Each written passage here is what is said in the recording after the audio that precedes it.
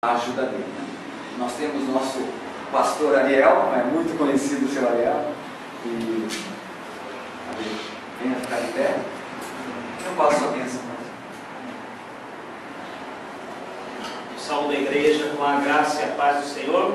Amém. Eu gostaria que a igreja ficasse de pé e para que nós possamos, em reverência à palavra do Senhor, meditar numa palavra que Deus tem colocado no meu coração desde do momento que eu sabia que ser me dado essa honra de estar falando com o Marcos, dando alguns conselhos e mostrando na palavra de Deus o que Deus espera do verdadeiro pastor. O que Deus colocou em seu coração e na sua palavra, a atitude do verdadeiro pastor, o caráter do verdadeiro pastor, o que ele espera, não só do Marcos, mas de todos nós pastores aqui na frente, e aspirantes aos pastores, ou aquele Deus tem chamado, que está aí, talvez parado, talvez não esteja estudando, mas que pode ainda, talvez pensando em desistir, mas que Deus, o Espírito Santo, vai tocar no seu coração através dessa palavra, vai te dar força, Marco,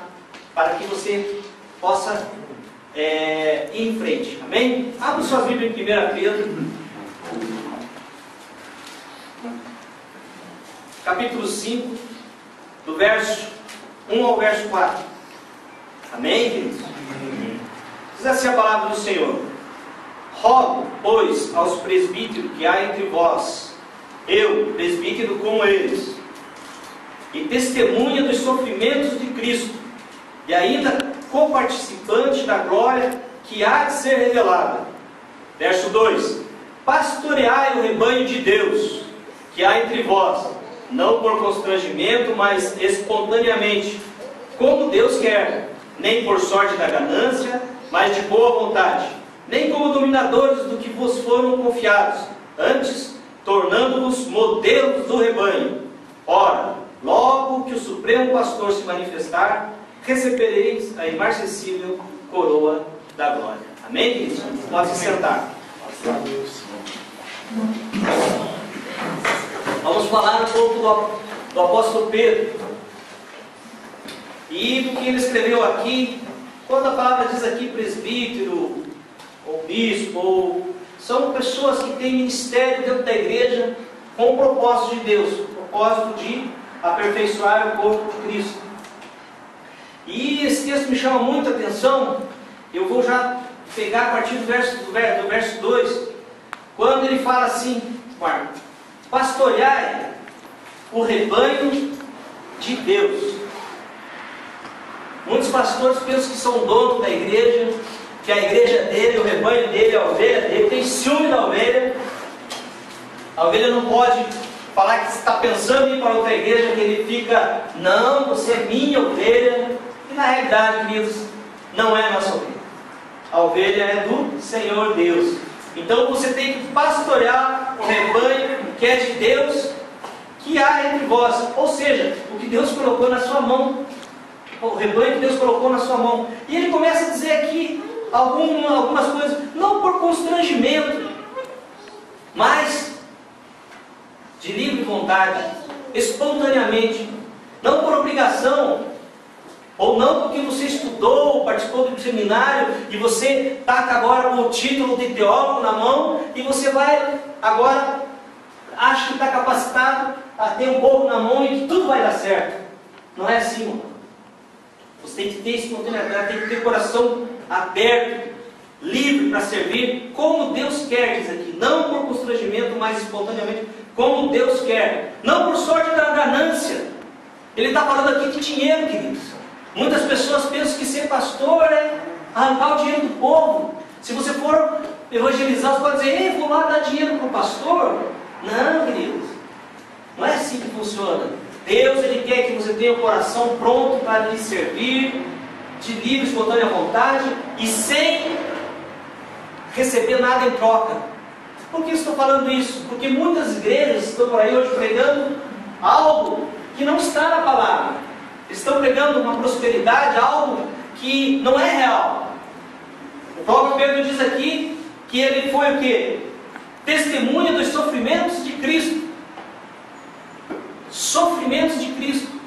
Muitas vezes, Marcos, você vai sofrer no ministério, como Cristo sofreu na sua caminhada, e sofreu muito mais lá na cruz. E você tem que estar ciente disso, ciente do teu chamado, que Deus te chamou, para você suportar esse sofrimento, sabendo que você agora tem algo que Deus lhe colocou na mão, que não é teu, é dele. E mais adiante ele fala assim, não de sorte da ganância, mas de boa vontade. Ou seja, vai ter horas, Marcos, que vão te ligar de madrugada e algum parente de algum membro faleceu, ou um membro faleceu, e você de boa vontade, Marcos, chovendo, com frio, ou da maneira que for, vai ter que se levantar e ir lá dar auxílio para essa família, de boa vontade. Às vezes alguém vai estar precisando de você à noite, e você vai ter que ir lá de boa vontade, dar auxílio, seja do que for, em qual área for, de repente no hospital, ou de repente uma crise emocional, uma crise de casal, e você vai ter que ir lá pastorear de boa vontade, pastorear, cuidar, guardar o rebanho, proteger. E ele fala aqui, mais adiante, não como dominadores dos que foram confiados, ou seja, tentando manipular o rebanho. Nós vemos muito hoje pastores tentando impor o pensamento dele, a vontade dele, e não presta atenção na vontade do irmão, ou na vontade de Deus até. Ele começa a colocar a sua carne no negócio. É a minha vontade, tem que ser feito assim. E às vezes, Marcos, não é do jeito nosso. Às vezes Deus preparou uma outra maneira, uma outra forma.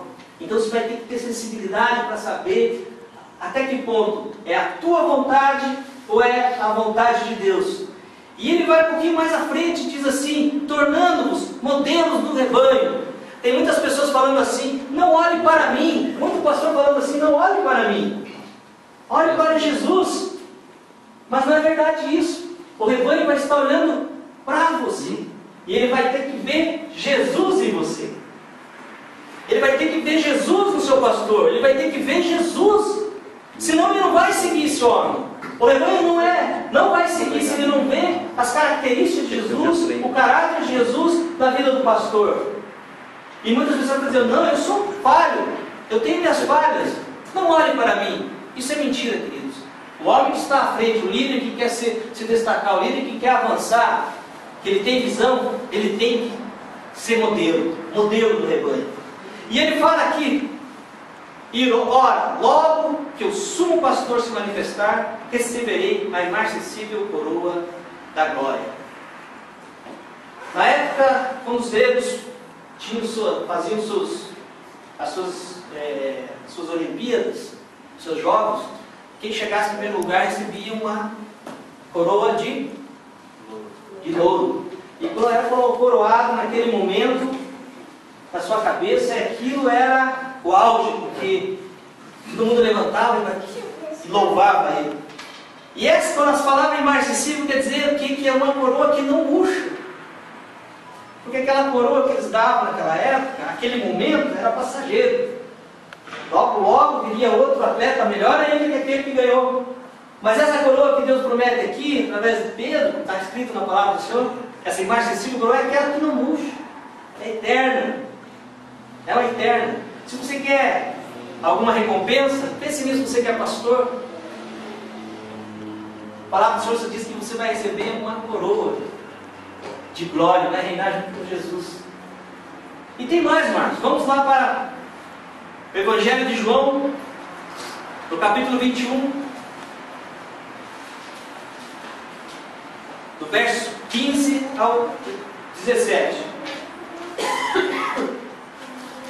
Jesus aparece pela terceira vez aqui, ressuscitado, para os seus discípulos, e Pedro está aqui no meio.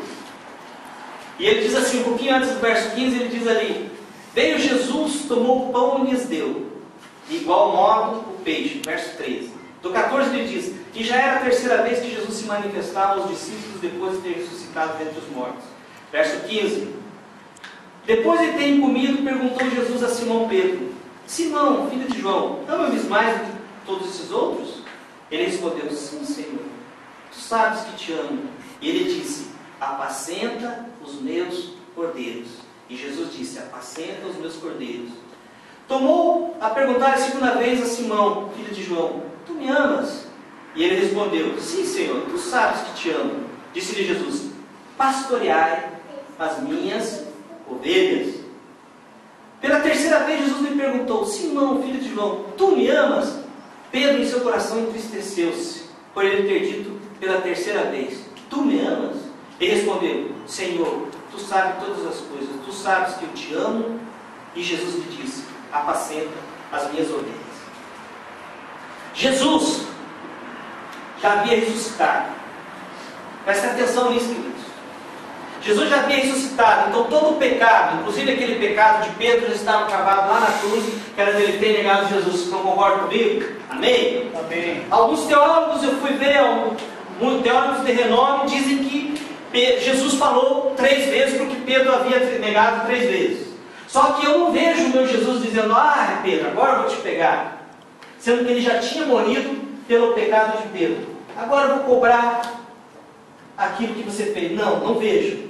Eu vejo Deus olhando para o coração de Pedro e vendo que Pedro precisava de algo que o animasse, para ele persistir na carreira, para ele andar para frente, para ele ter ânimo. Porque Pedro, a palavra diz que ele chorou, se arrependeu amargamente quando o galo cantou. Ele sabia que ele tinha falhado, que ele tinha negado Jesus.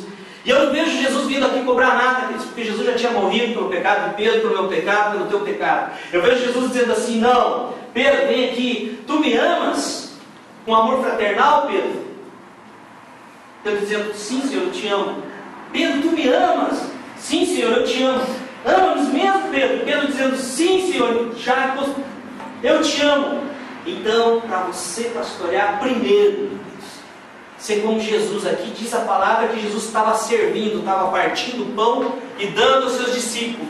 Segundo, Jesus estava dizendo que, no grego, quando é perguntado assim, tu me amas a primeira vez? Jesus diz assim, alimenta os meus cordeiros. Na segunda vez, Jesus diz assim, apacenta os meus cordeiros, minhas ovelhas. Na terceira vez, ele diz, alimenta as minhas ovelhas. Alimento, palavra, servir a palavra. E a terceira coisa, queridos, e principal nesse texto, que sem amor, se você não amar dobrado, não tem um amor acima da média, você não vai conseguir fazer o propósito de Deus com o relacionamento entre você e ovelha, ou você e pastores, ou você e a tua congregação, ou você e a tua comunidade, ou você e as pessoas que estão ao teu redor. Tudo que você fizer, você vai ter que fazer com muito amor, com amor acima da média. Você tem que amar mais, mais e mais. É isso que eu vejo Jesus falando nesse texto. Amém, queridos? Vamos ficar de pé. Vamos fazer uma oração.